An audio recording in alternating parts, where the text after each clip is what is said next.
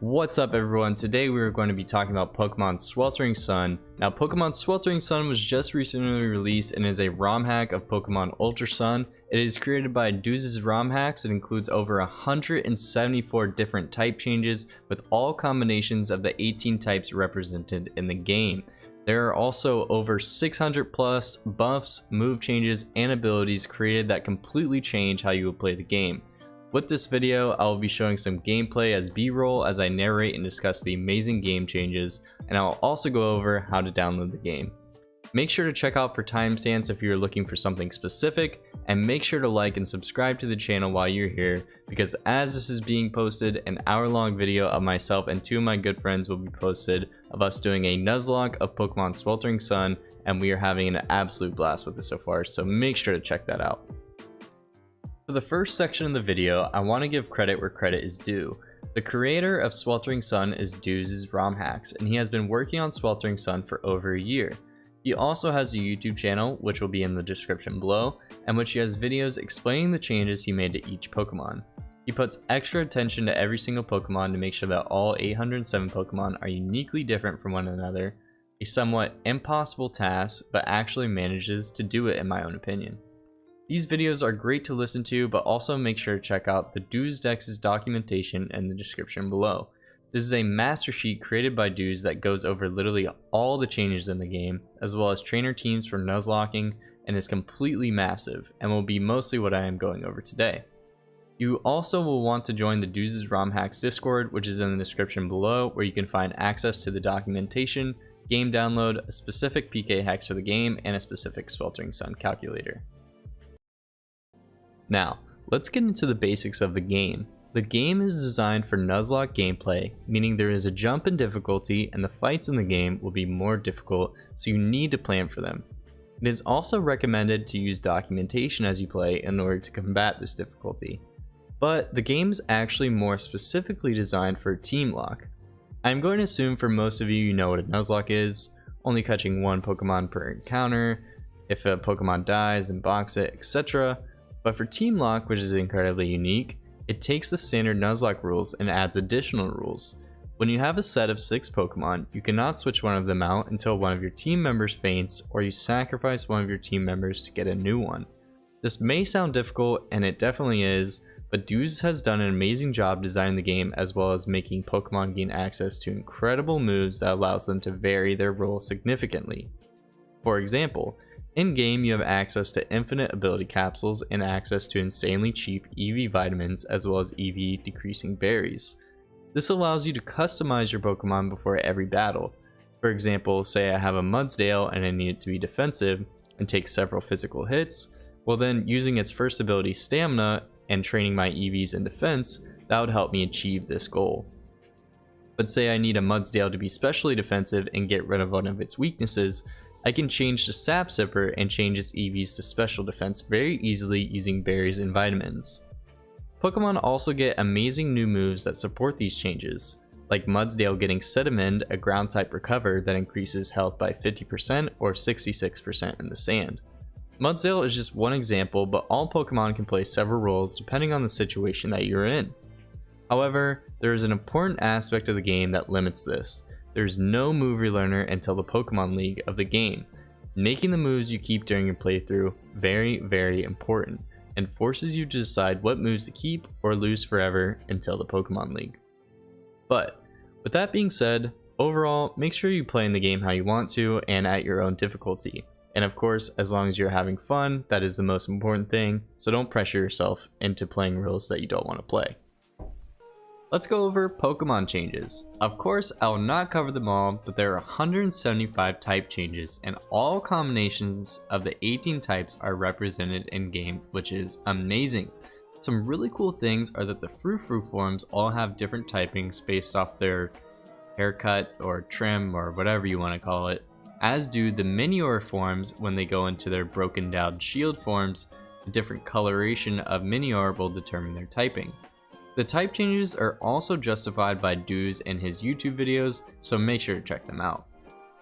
All Pokemon in this game are given 2 strong abilities that are both viable depending on the specific situation, and all Pokemon are actually viable. The lowest base stat total of a fully evolved Pokemon, which is 480 BST, which is a crazy jump for sure. The power level of all Pokemon are increased and all Pokemon are buffed in this game. Some Pokemon have massive increases in stats, like Machamp having 150 base attack now. However, the game is not made for competitive play, as most Pokemon would be broken and or extremely strong, and these changes specifically suit the in-game playstyle of Pokemon. Important notes for Pokemon is that there are new pseudo-legendaries such as Golurk that hits a base stat total distribution of 600, making them super viable. There are also other pseudo-legendaries placed in the game. But ultimately, all Pokemon are improved and all play a role. Even Pokemon that have similar typings to one another have completely different abilities or stat distributions. Also, even not fully evolved Pokemon are designed to still be viable in the game. Oftentimes, the not fully evolved Pokemon plays a unique role compared to the fully evolved Pokemon. In doing so, often these not fully evolved Pokemon evolve through using a gem while leveling up, so you can enjoy it without constantly canceling the evolution animation. You can check out all the stat changes and type changes of Pokemon in the Google Doc and the link below. Next, let's go over the bug and ice type buffs. In vanilla games, it is often seen that bug and ice type are the worst types in the game, but now in Sweltering Sun, the bug typing is now neutral against fairy, ghost, and fighting types. This ultimately makes bug a way more offensive typing. For the ice type, ice now resists ground, flying, and dragon. Also, currently there is a bug in the game where ice resists grass, but it will be patched in the future. All of these resistances for ice now make it a more defensive typing against two of the strongest type in the game, being ground and dragon. Before, ice only resisted ice and it was complete trash, but if you want to read more into the explanations for why these type changes were made, feel free to check out the bug and ice type buffs and the Google Docs tab, and Dooz does a very good job of explaining why his reasoning behind these changes are made. Next, we are going to go over new moves for the game, and there are literally a ton. The new moves added to the game create so much flavor for gameplay that I believe has never really been seen before from a Pokemon game. I first will go into the overview of all the different types of new moves as seen from the document, which you can see for yourself in the description down below. So looking at the table of contents, we have all offensive priority, Draco Meteor variants, close combat variants, recoil moves, multi-hit moves, critical hit moves, trapping moves, negative priority moves, attacks that always lower the foe's stats, 100% stat boosting moves, general physical attacks, general special attacks, all HP restoring moves, all stat boosting, stat lowering status moves, status afflicting moves, miscellaneous status moves, signature exclusive moves. And obviously there are a ton. You could literally stare at this for hours and literally go through all the details. The descriptions for these moves are also placed in game, but I am going to go through just the overview of each section and what this does in terms of gameplay. For priority moves, all typings get at least one priority move. Some typings also get a special and physical variation of their priority move. There are also higher priority moves, some that always crit, and then there are some that always flinch, but those flinching ones are limited in the amount of PP usage that you can use them. In gameplay, the variety of priority moves makes the game quite unique, as you cannot always simply sweep your opponent, as they often can have priority moves and out-prioritize you and do heavy damage preventing your sweep. It also makes the player make a careful decision on whether you want to keep your priority moves early on, even though they do little damage and always outspeed your opponent, or give them up for stronger moves. These priority moves also can't miss and have 100% accuracy. Next, moving on to the Draco Meteor variants, there are several new typings for this effect, as well as there are even stronger Draco Meteor variants, but it gives you a -4 attack or special attack. These Draco Meteor variants also can be physical, meaning that it would drop your attack by -2, or special, dropping your special attack by -2. A cool combination for this to look out for in gameplay is to utilize these moves, then always adding a always critical hitting move so that these drops affect you very little. They also have 100% accuracy, making sure that they will always land. Then we have close combat variants. getting some new typings in there, and they are all 100% accurate, and of course cause your defenses to be reduced. And they're all contact moves, meaning they're all physical. Some include a 30% chance to flinch as well. These moves can also be very useful for some Pokemon that have the contrary ability. Next, moving on to recoil moves. They all come in a various amounts of different typings, as well as all of them being 100% accurate. The recoil ranges from 20 to 25%, but since Shell Bell is buffed in this game, if you equip a Shell Bell, it will gain back 20% recovered from damaging moves, meaning that these moves paired with the Shell Bell will only cause a minimal of 5 to 10% recoil. There are also a combination of recoil and close combat effect moves where you take both the defense drop and the recoil. Next, moving on to multi-hitting moves. There are various typings and special multi-hitting moves as well as physical ones. They're all 100% accurate and can have various effects. For example, each hit reducing the opponent's speed, or each hit having a flinch chance or guaranteeing a burn, making multi-hitting moves incredibly viable. These moves also pair well with Pokemon that get Technician as an ability, making your multi-hitting moves very strong. Next, moving on to critical hit moves. These are amazing for gameplay as they allow you to work through your burn or your attack drops and deal tons of damage. There are moves that have a critical hit rate of 50%, which with Scope Lens, Razor Claw, or the Super Luck ability always crit. There are then, of course, 100% crit moves and 12% crit rate moves. The importance of crit moves are also amazing for Pokemon with the ability Ruthless, which is new to the game, which increases your critical hit moves damage by 2.25 times, doing massive damage to the enemy Pokemon. Next, we have trapping moves. These trapping moves are in the game, and the trap lasts for 12 turns, which is insanely strong, preventing you to switch or essentially the AI from switching. Trapping also causes 12% damage each turn. Moving on, next, there are 100% stat boosting moves that I will not go into detail, but guarantee at least one stat boost. Then, moving on, there are moves that always lower the foe's stats. They are incredibly buffed in that almost every move that reduces attack reduces both attack and special attack, giving amazing viability to these moves.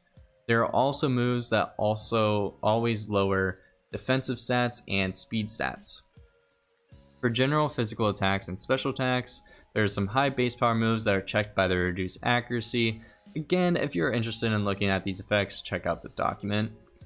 For recover moves, there are several different type recover moves, meaning that almost every Pokemon in the game will get access to a recover type move.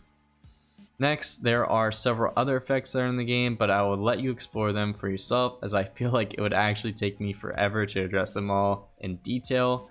One important other thing to note, however, is that the confuse chance is improved in the game and always lasts 4 turns. There are also exclusive moves to certain Pokemon with their own effects.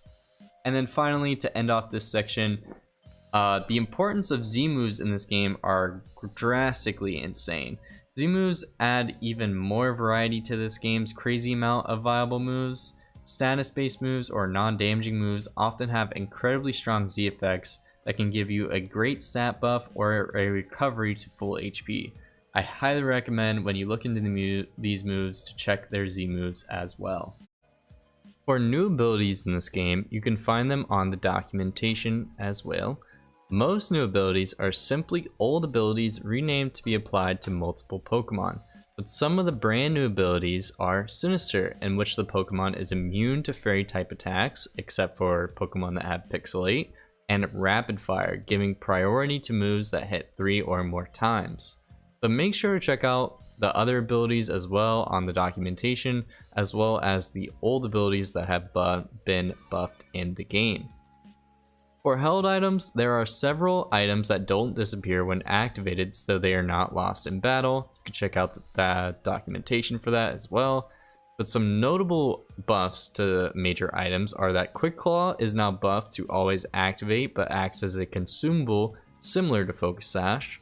Shell Bell, as previously stated, is increased to 20% healing back whenever you deal damage, and Big Root now gives you 100% of the HP gained from draining moves such as Ingrain, Aqua Ring, and Leech Seed. A huge buff is that Black Sludge now gives 12% or 1/8 of health back every turn, making poison types a lot stronger and more viable. The Weather Rocks are now extended from 3 turns to 6 turns, meaning if you set up Sun with a Heat Rock, you will now have 11 turns of Sun. Wide Lens and Zoom Lens have increased accuracy, which support moves that have low accuracy, generally coming from the general physical and general special moves added to the game. And the other items that I have not talked about, you can find in the documentation. Alright, so that wraps up the basics of the game, but again, you're going to want to check out the documentation for the game, as there will be several things I did not cover for this video. The Google Doc also has a tab for boss fights, trainer Pokemon, speed tier guide, Pokemon locations, and more. There are also some big changes to the moves that you get from TMs, but I won't cover that in this video. I encourage you to check it out for yourself if you're interested. Finally, before going into how to download the game, it is important to understand that there's still some bugs in the game. None of them are game breaking, however, but there are some chances that you catch a Pokemon with no moves that requires you to manually put in their moves using specific PK Hex for Sweltering Sun. You will also need PK Hex later in the game in order to get the Mega Ring and use Mega Evolutions, so PK Hex is a necessity, but it is easily provided and downloadable in the Discord server, which will be in the description below. There are some bugs in the game, but these will also be patched in the future, and even with a few small bugs, the game is still amazing. You can also view the known bugs in the Google document as well. Alright, now getting into how to download. First, you're going to want to start by getting a 3DS emulator. Highly recommend just Googling Citra 3DS emulator, clicking the first link, and then following the download instructions, whether you're a Windows or Mac user. That is essentially to get the emulator. Now to get the Sweltering Sun file, you're going to want to join the Discord server in the link below. I'm not going to really take it through because I don't want to show my Discord, but once you're in the server, you're going to want to go to major announcements sections, and then you're going to find Dooz's post attaching a Google Drive file that has the Sweltering Sun 3DS file with the patch already inserted on the game. So once you have that file downloaded, you can simply drag that 3DS file or open Citra application and drag or open that 3DS file and immediately start playing the game. Also, to find the calculator for the game as well as the PK Hex editor, go into the Discord, click on Showdown Development tab, and check the pinned messages at the top, and you should find it very, very easily. And that's the video. Make sure you check out the game. I promise you haven't played a Pokemon game like this before, with so many changes made that really tap into the potential of how competitive and balanced a Pokemon game can be. And of course, huge shout out for Dooz, who put on all the hard work into making this game for us to enjoy. But without further ado, make sure to like and subscribe to the channel, and make sure to check out the first episode of the 3-Way Nuzlocke I've got posted at the same time as this video. Alright, peace.